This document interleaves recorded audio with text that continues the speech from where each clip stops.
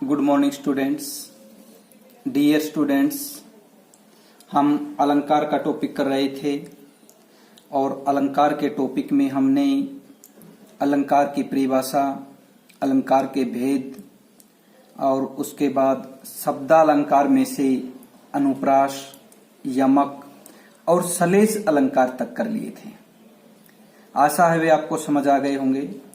अब इसके बाद आज हम करेंगे पुनरुक्ति प्रकाश अलंकार से शुरू। तो देखिए प्रश्न आता है, पुनरुक्ति प्रकाश अलंकार किसे कहते हैं? उत्तर में देखिए, जहां काव्य में एक शब्द की एक साथ एक से अधिक बार आवृत्ति के कारण चमत्कार उत्पन्न होता है उसे पुनरुक्ति प्रकाश अलंकार कहते हैं। यानी हमने अनुप्रास अलंकार में तो पढ़ा था कि जहां काव्य में एक ही व्यंजन वर्ण की बार बार आवृत्ति के कारण, वहां तो एक व्यंजन का जिक्र हुआ था, जबकि यहां पर शब्द की बात आ रही है कि एक शब्द की एक से अधिक बार आवृत्ति होने के कारण चमत्कार उत्पन्न हो उसे पुनरुक्ति प्रकाश अलंकार कहते हैं। देखिए, मधुर मधुर मुस्कान मनोहर, तो यहाँ मधुर मधुर शब्द की आवृत्ति के कारण चमत्कार है, इसलिए पुनरुक्ति प्रकाश अलंकार हुआ है। गरज गरज घन घोर, यहाँ पर गरज गरज शब्द एक साथ एक से अधिक बार आने के कारण चमत्कार हुआ है, इसलिए यहाँ पर पुनरुक्ति प्रकाश अलंकार हुआ है। धीरे धीरे से समझ उसे आई, यहाँ पर धीरे धीरे शब्द एक से अधिक बार आ गया है। बार बार गर्जन वर्षण है मूसलाधार, यहाँ पर बार बार शब्द की आवृत्ति हुई है, इसलिए पुनरुक्ति प्रकाश अलंकार है। तेज तेज चमकता हुआ वह आ रहा, यहाँ पर तेज तेज शब्द की आवृत्ति हुई है, इसलिए यहाँ पे पुनरुक्ति प्रकाश अलंकार हुआ है। इसके बाद आप देखेंगे आगे उपमा अलंकार किसे कहते हैं। तो प्यारे विद्यार्थियों, अब ये अर्थालंकार आ गया है। इससे पहले जो हमने अनुप्रास, यमक, सलेश और पुनरुक्ति प्रकाश चार अलंकार किए हैं, ये चारों अलंकार शब्दालंकार के भेद थे। अब उपमा अलंकार है, ये अर्थालंकार का भेद आ गया है। तो देखिए, जहां काव्य में उपमेय की उपमान से तुलना की जाए उसे उपमा अलंकार कहते हैं। जहां काव्य में उपमेय की उपमान से तुलना की जाए उसे उपमा अलंकार कहते हैं। अब एक तो ये बात सोच लीजिए आप, जो उपमान शब्द लिखा है, इस संसार की जितनी भी प्रसिद्ध चीजें हैं, वस्तुएं, पदार्थ, कुछ भी प्रसिद्ध है इस संसार में, वे सभी उपमान हैं। चांद है, सूरज है, किसी की सुंदरता है जो प्रसिद्ध हुई है, तो वे सब क्या हैं? उपमान हैं। अब उपमा अलंकार के चार अंग हैं। तो मैं ये बताने से पहले आपको ये बता देता हूं, ये चार अंग जिस भी उदाहरण में हमें मिलेंगे, जिस अलंकार उपमा अलंकार में मिलेंगे, वह पूर्ण उपमा अलंकार कहलाएगा। और इनमें से कोई भी एक चीज नहीं मिलेगी, जैसे उपमेय ना मिले या उपमान ना मिले या वाचक शब्द ना मिले या साधारण धर्म ना मिले, तो वह फिर लुप्तोपमा अलंकार हो जाएगा। यानी एक पूर्णोपमा होता है, एक लुप्तोपमा होता है। लेकिन हमारे यहाँ इनको अलग अलग करने की आवश्यकता नहीं होती है, इकट्ठे ही करते हैं। तो देखिए, सबसे पहले उपमेय क्या होता है? जिसकी तुलना यानी समता की जाती है उसे उपमेय कहते हैं। जिसकी तुलना की जाती है उसे उपमेय कहते हैं। उपमान, जिससे तुलना यानी समता की जाती है उसे उपमान कहते हैं। यानी जिसकी तुलना की जाएगी उपमेय होगा और जिससे तुलना की जाएगी उपमान होगा। वाचक शब्द उपमेय और उपमान की तुलना यानी समता प्रकट करने वाले शब्द को वाचक शब्द कहेंगे। जो भी इनकी जिस शब्द से इनकी तुलना या समता दर्शाई जाएगी वो क्या कहलाएगा? वाचक शब्द कहलाएगा। साधारण धर्म उपमेय और उपमान में गुण जैसे रूप, रंग आदि की समानता को साधारण धर्म कहते हैं। ठीक है। अब आप जैसे उदाहरण के माध्यम से समझिए। इसमें लिखा है पीपर पात सरिस मन डोला, यानी पीपल के पत्ते के समान मन हिला। तो देखिए उपमेय, उपमेय में हमने क्या पढ़ा था, आप थोड़ा सा ऊपर जाने की कोशिश करिए। जिसकी तुलना की जाए, तो तुलना किसकी की जा रही है, यहां पे मन की जा रही है तुलना, तो मन क्या हो गया, उपमा, उपमेय हो गया। ठीक है। अब उपमान, जिससे तुलना की जाए, मन किसके समान हिलता है, पीपल के पत्ते के समान हिलता है। तो पीपर पात क्या हो गया भाई, पीपर पात आपका उपमान हो गया। अब आगे वाचक शब्द, समानता दर्शाने वाला शब्द सरिस, तो ये आप यहां पे आपका जो वाचक शब्द है वो सरिस हो गया। मैं वाचक शब्द आपको लिखवाऊंगा, जब इसके उदाहरण करवाऊंगा उससे पहले लिखवा दूंगा। फिर आगे साधारण धर्म, साधारण धर्म क्या बताया है, देखिए साधारण धर्म उपमेय और उपमान में गुण, रूप, रंग आदि की समानता को साधारण धर्म कहते हैं। तो यहां क्या बताया है, डुलना यानी हिलना, तो हिलना क्या हो गया हमारा, यानी डोला, ये क्या हो गया हमारा साधारण धर्म हो गया। पीपर पात सरिस मन डोला, पीपल के पत्ते के समान मन हिला।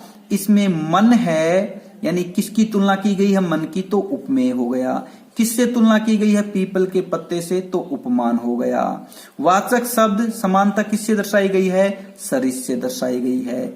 और साधारण धर्म क्या हुआ, रंग रूप, इनमें से क्या मिला हमें, हिलना डुलना, तो ये साधारण धर्म हो गया।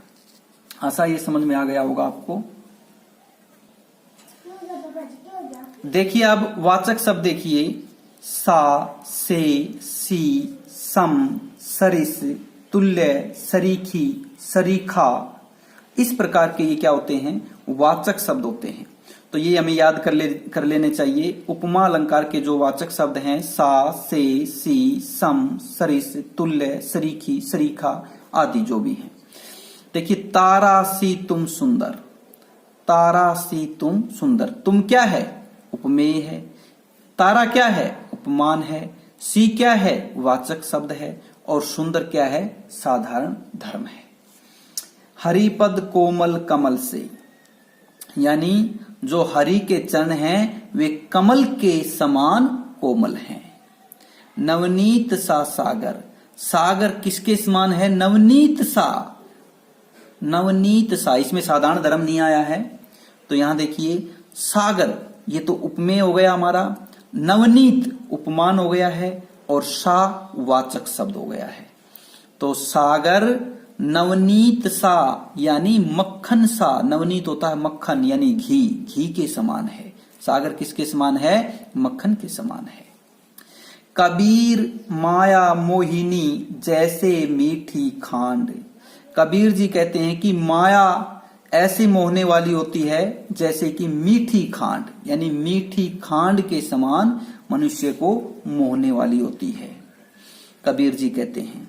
तो यहां पे देखेंगे आप, यदि यहां पे उपमेय, उपमान, वाचक शब्द और साधारण धर्म की बात की जाती है, तो देखिए यहां पे उपमेय क्या बनाएंगे, उपमेय जिसकी तुलना की जाए, तुलना किसकी गई, कबीर माया मोहिनी, तो क्या हो गया, माया क्या हो गई हमारी, उपमेय हो गई है। अच्छा, किससे तुलना की गई है, मीठी खांड से, तो मीठी खांड क्या हो गया, उपमान हो गया। जैसे ये हमारा वाचक शब्द है, ऊपर लिखा हुआ नहीं है इसलिए आदि लिख दिया मैंने, वाचक शब्द है, ठीक है। और मोहना यहां पे क्या है, साधारण धर्म है। मखमल के झूल पड़े हाथी सा टीला, यानी जो हाथी के समान टीला है, हाथी के समान एक कोई पर्वत है, उस पर लताएं या घास इस प्रकार से उगी हुई है, या वह लताओं से इस प्रकार से लदा हुआ है कि वह कैसा दिखाई दे रहा, हाथी के समान, वह टीला हाथी के समान दिखाई दे रहा है। मां सरीखी, मां सरीखी यानी मां के समान, मासी जिसको कहते हैं, कौन सा अलंकार होगा, उपमा अलंकार होगा। अब देखिए आप रूपक अलंकार, रूपक अलंकार किसे कहते हैं, रूपक का अर्थ होता है रूप देना या नाटक करना या फिर आरोप लगाना। जहां काव्य में रंग, रूप, गुण की अत्यधिक समानता के कारण उपमेय में ही उपमान का अभेद आरोप स्थापित हो उसे रूपक अलंकार कहते हैं। आप सीधा इतना भी लिख सकते हैं, जहां काव्य में उपमेय में ही उपमान का अभेद आरोप स्थापित हो उसे रूपक अलंकार कहते हैं। अभेद आरोप का मतलब है भाई वहां पर रूप दिया जाएगा, वहां पर रूप दिया जाएगा, हूबहू रूप देंगे, लेकिन वहां असलियत नहीं होगी, यानी वह किसी का असली रूप नहीं होगा। अगर समझाने के तौर पर मैं आपको बताऊं, जैसे रामायण हम देखते हैं, उसमें राम होता है या रावण होता है, जो भी, वे न तो उसमें से जो राम था वह राम है और न ही वह रावण है। उनको क्या दिया गया है? अभेद आरोप स्थापित किया गया है। वे देखने में हमें कैसे दिखेंगे? रावण रावण दिखेगा, जो बड़ी बड़ी मूछें लगाकर आएगा वह रावण दिखेगा, और जो राम का रोल अदा कर रहा है वह राम दिखेगा। ठीक है, इसलिए कहा गया है कि अभेद आरोप स्थापित होता है। जैसे चरण कमल बंदऊ हरिराई, हरिराई हे ईश्वर तुम्हारे कमल रूपी चरणों की बंदऊ वंदना करता हूं। कोई कहता है कि हे परमेश्वर तुम्हारे कमल रूपी चरणों की बंदऊ वंदना करता हूं।